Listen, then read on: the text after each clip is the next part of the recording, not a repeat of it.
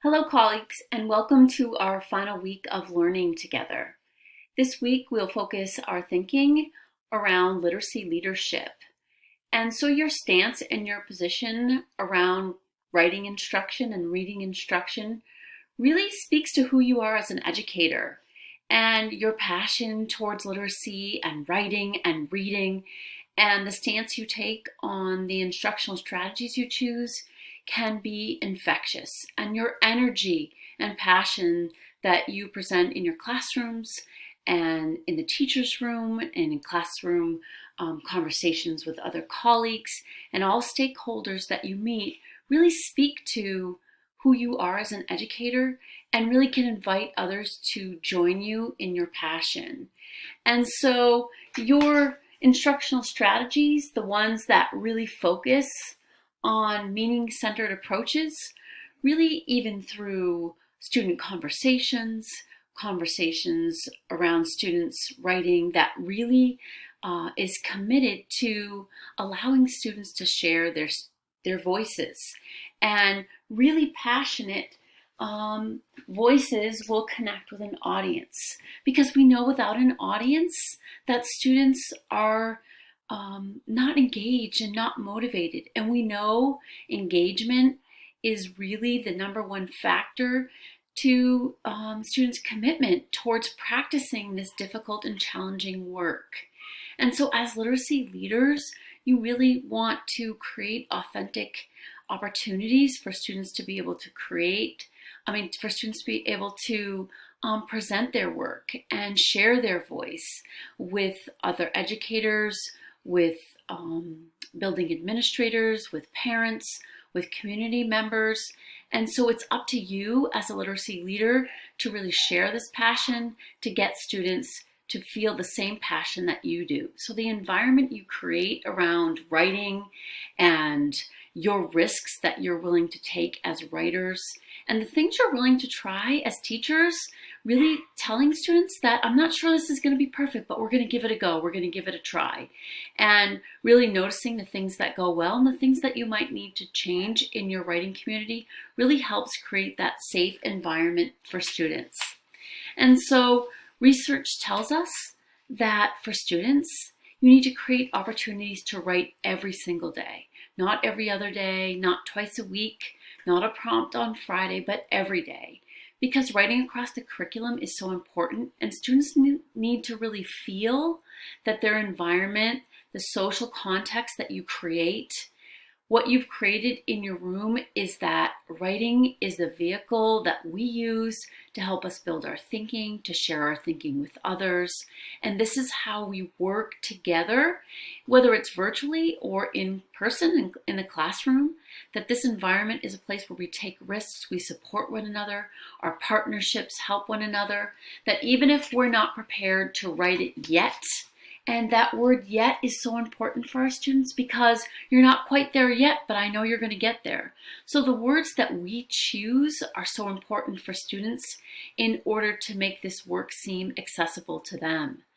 And so as they build their capacity, as we build our capacity, we're willing to work together through this process. And so it's important that we inform parents of our work and how we work together, and some of the parameters in your classroom. So your expectations for students and your writing routines, what you do. So students should really know and understand how writing works.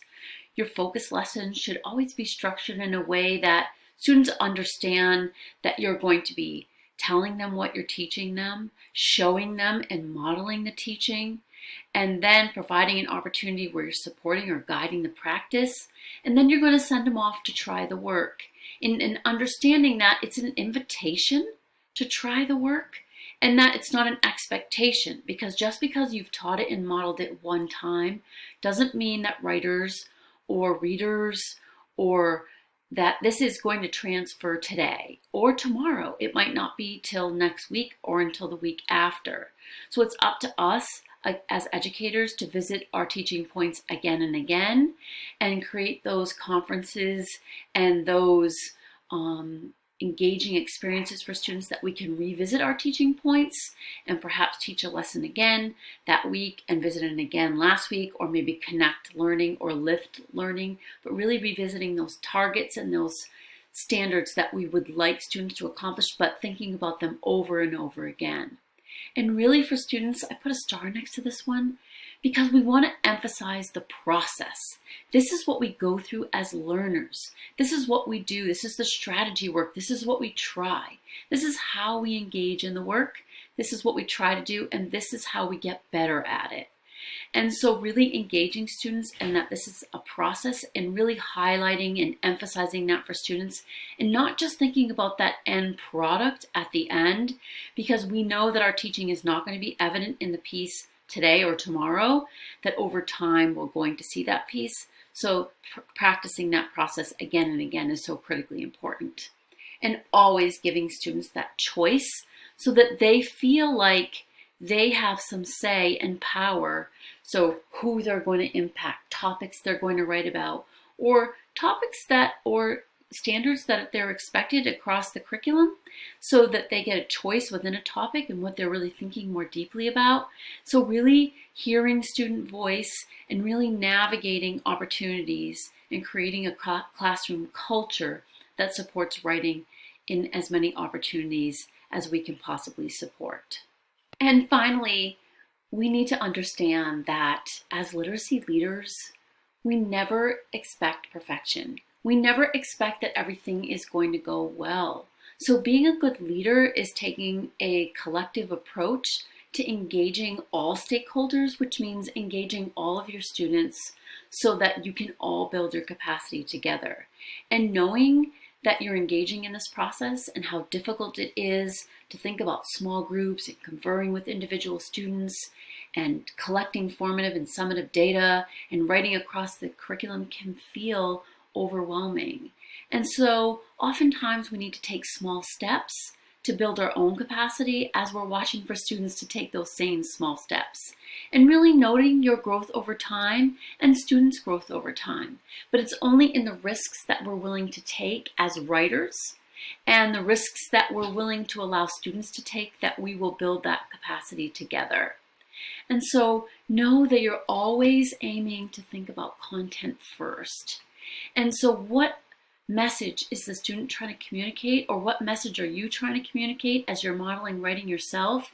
So that piece, that meaning that's in that piece is so critically important that we evaluate and think about that first.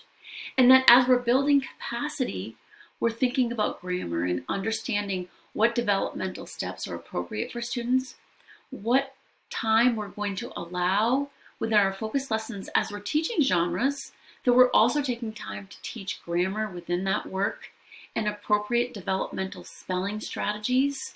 So we have to understand that spelling does not come automatically, that we need to teach students strategies, build those connections and that brain-based research that allows students to create and sort words that look the same, sound the same, spelled with these different patterns.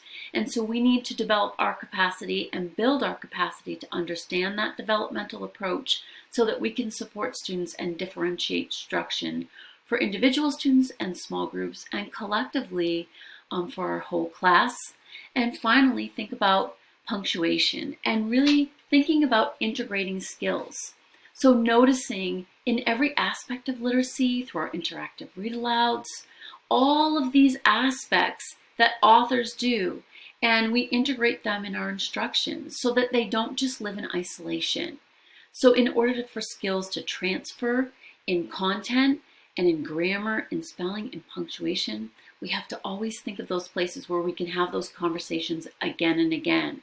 So noticing what good authors do, noticing what our peers do, noticing what the teacher does, noticing what we do together so that students can develop that understanding over and over in time, and really having those high expectations for best practice. And so it's that stance that we take. It's when we step back and expect high expectations for our students. And writing can be difficult, but those conversations in knowing that they may not do it today, but they may do it next week or the week after, or maybe in the next grade level, but really feeling a belief in the system and the process so that students will feel your expectations and our high expectations, and they'll rise to the occasion and produce their best writing through practice every single day. So enjoy the process, and sometimes step back and stand up on that balcony and really reflect on that growth that you have engaged students in over time. So happy writing, my writers, and enjoy the students and laugh along the way, because sometimes you just need a good sense of humor.